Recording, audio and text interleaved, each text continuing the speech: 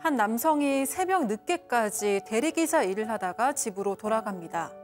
그런데 집안에는 못 보던 새 명품 가방이 있었는데요. 아내가 어려운 가정 형편에 또 명품 쇼핑을 한 겁니다. 그런데도 아내는 적반하장이었는데요. 오히려 남편에게 충격적인 제안까지 합니다. 대체 무슨 일이 있었던 걸까요? 자, 사방가족분의 제보입니다. 양 변호사님, 정말 기가 막히고 코가 막히는 사연. 글쎄, 일단 제보자분은 40대였고 이제 아내분과 교제를 하다가 결혼을 하려고 했답니다. 아이가 생겨서 또 임신을 해서 또 결혼을 서두르려는데 처가집이 될 쪽에 처음 인사 들어갔을 때 예비 장모님이 술이 좀 취하셔가지고 술 기운에 아유 우리 딸이 초혼이 아니니까 좀 잘해주게라고 얘기를 했다라는 거예요. 예? 근데 그걸 모르고 있었다라는 거예요. 그래서 이제 그것도 참 놀라긴 했는데 뭐 과거의 일이기도 하고 어쨌든 그 뱃속에 아이까지 있는 상황이기 때문에 그냥 아내 당연히 또 용서를 해야겠다 해서 결혼을 했답니다. 자, 이 아내의 과거를 묻고 잘 살려고 했는데 역시 뜻대로 되지 않았다. 네, 남편이 정근이 되고 주말 부부가 되면서 이게 문제가 생겼고요. 갈등이 시작이 됐습니다. 이 남편이 집을 비운 사이에 이 아내가 다단계에 빠진 거예요. 그래서 이제 제대로 된 수익은 없이 이렇게 나가는 돈만 계속 생겼던 겁니다. 심지어 아내가 이제 남들한테 보여주기 위해서 대출을 받아서 명품 가방에 외제차까지 사들였고요. 이게 아내 빚이 감당이 어려울 정도로 커지니까 결국 남편까지 빚이 생겼습니다. 이게 아내가 그런데도 당신이 집안 가장이니까 어떻게든 해결해 달라고 요구를 했고요. 결국 남편은 퇴근하고 나서도 대리기사 일을 하고 또 주말에도 택배 물류센터에서 일을 했다고 합니다. 자, 아내의 빚을 갚기 위해서 3가지 일을 했습니다. 자, 하지만 그럼에도 불구하고 빚은 점점 더 늘어나기만 했는데요. 이때 아내가 충격적인 제안을 합니다. 네, 그렇습니다. 아내가 어느 날 남편을 부르더니 이렇게 얘기하는 거예요. 우리 위장 이혼을 해야 될 것 같아. 위장 이혼? 네, 위장 이혼. 그러니까 남편은 이제 뭐 말도 안 된다 그래서 완전히 그냥 말을 딱 잘랐습니다. 있을 수 없다라고 얘기했는데 그 이후로 아내가 연락이 되질 않는 거예요. 평일에도. 그래서 너무 이상해가지고 어느 날에는 나를 잡고 그냥 집을 급습했어요.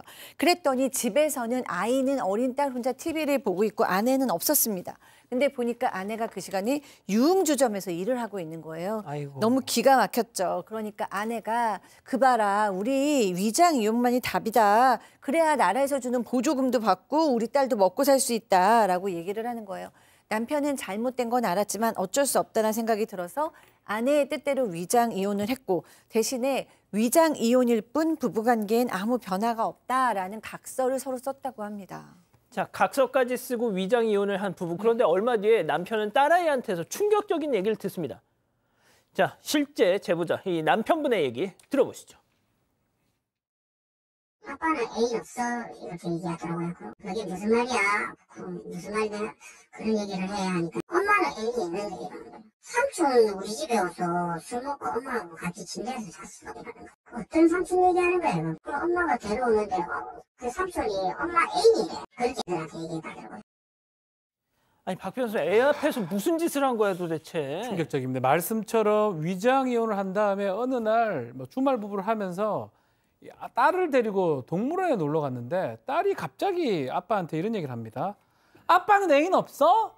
그러니까 갑자기 얘가 왜 이런 얘기를 하냐 물어보니까 왜 그런 질문을 하냐니까 엄마는 애인이 있어. 엄마는 삼촌이 한 명 있는데 삼촌이 술 먹고 들어와서 잠도 자고 뭐 그런다라고 얘기를 합니다. 그러면서 그 엄마가 그런 얘기를 했대요. 아빠도 애인이 있다. 그래서 나도 애인이 있다. 이런 식으로 아마 얘기를 아이한테 했던 걸로 지금 보입니다. 그런 상황이고 너무나 이 얘기를 들었던 남편 화가 상당히 나죠. 그리고 너무 어이가 없어서 나중에 아내한테 물어봅니다. 너 바람 피우냐? 라고 질문을 해보니까 예.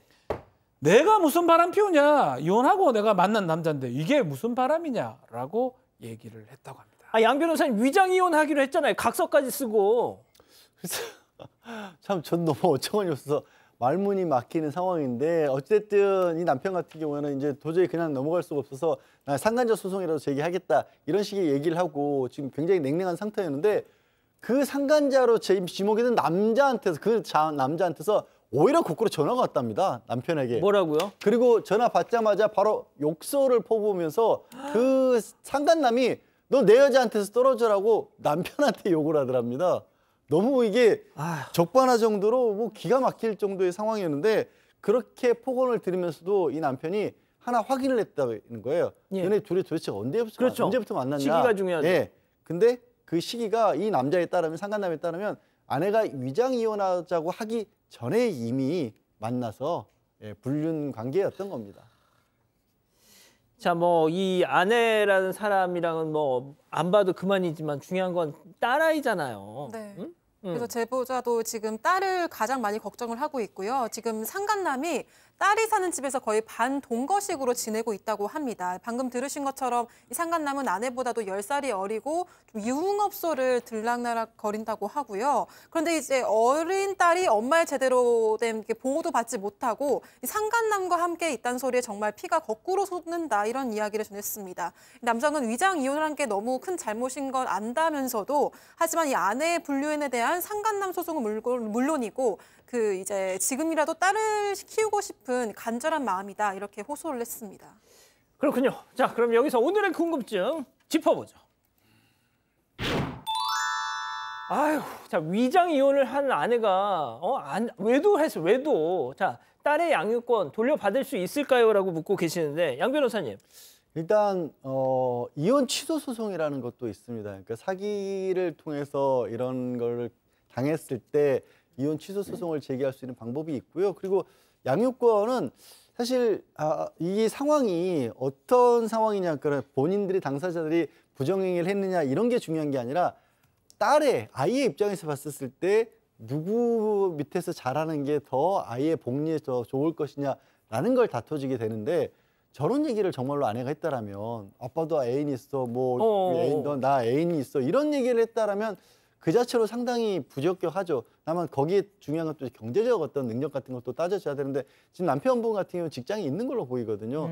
그러면 오히려 남편분의 제보자분의 양육권을 찾을 수 있는 가능성도 충분히 있어 보이긴 합니다. 박 변호사님, 예. 이 딸아이 앞에서 그러니까요. 세상에 엄마라는 사람이 이 삼촌이라는 사람하고 뭔 짓을 했길래 애가 그걸 봤잖아. 이거 학대 아닙니까 이거? 아주 좀 엄격히 말하면 아동 학대가 될 가능성도 있어 보입니다. 그리고 이 위장 이혼 이게 정말 의도된 어떤 처음부터 상관하고 그런 걸 하고 부정행위를 한 다음에 일부러 각서 같은 걸 쓰면서 위장 이혼 한 게 아니냐. 그러면 이게 뭐 효력이 없다고 보는 게 맞는 것 같고요. 여러 뭐 상황을 봤을 때는 저는 뭐 증거만 있다면 상간자 소송도 지금 가능한 상황이 아닌가 생각이 들고 아이의 어떤 양육권은 지금 아빠가 지금 가져가야 될 상황으로 보입니다. 예. 자, 교수님. 네, 저도 아이의 입에서 나온 단어가 삼촌, 술, 침대, 애인 뭐 이런 단어라는 거가 너무 심각하게 느껴집니다. 그리고 뭐 엄마가 이 부분에 대해서 조심하거나 심각하게 생각하는 것 같지도 않고요. 엄마의 생활이나 말투나 이런 것들은 아이의 정서나 인간관 또는 윤리관 이런 거에 정확하게 그대로 반영하기 때문에 엄마가 기르는 거 조금도 지금으로서는 지지하기가 어렵습니다. 아빠께서 아이를 적극적으로 보호해야 되지 않을까 싶습니다. 자, 우리 가족 여러분들 말씀도 전해주시죠. 네, 가족분들도 딸을 걱정을 많이 하셨고요. 한인자님, 빨리 딸을 데리고 올 방법을 찾으세요라고 하셨습니다. 그리고 박혜영님도 아빠가 키워야 될 것 같습니다라고 하셨습니다. 가족 여러분, 여러분들의 구독이 사건 반장의 힘이 됩니다. 구독과 좋아요 부탁드립니다.